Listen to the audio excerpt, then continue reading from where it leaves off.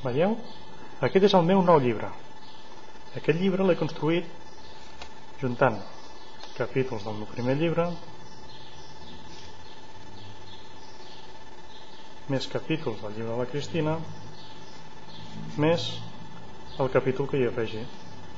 Tots aquests capítols adequadament ordenats són els que formaran el meu nou llibre.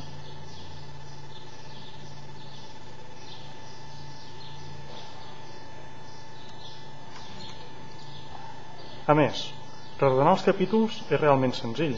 Un cop he construït cada un dels diferents capítols, els hi puc donar l'ordre que més em convingui.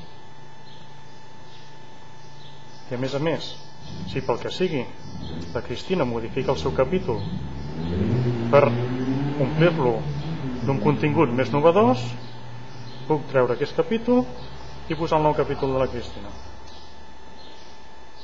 D'aquesta manera el llibre sempre està actualitzat.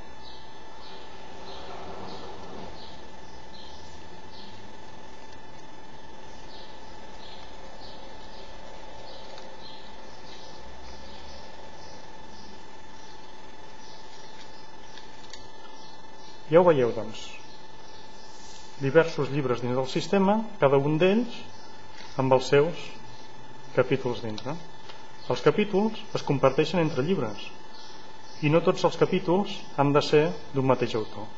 Això és el que dona la força al sistema, la capacitat de que el que defineix cada un dels learning objects que formaran tota la nostra estructura d'un cert currículum formatiu el formen els diferents capítols que hi ha dintre els llibres. Ara sí, no? S'entén? Molt bé, ens veiem.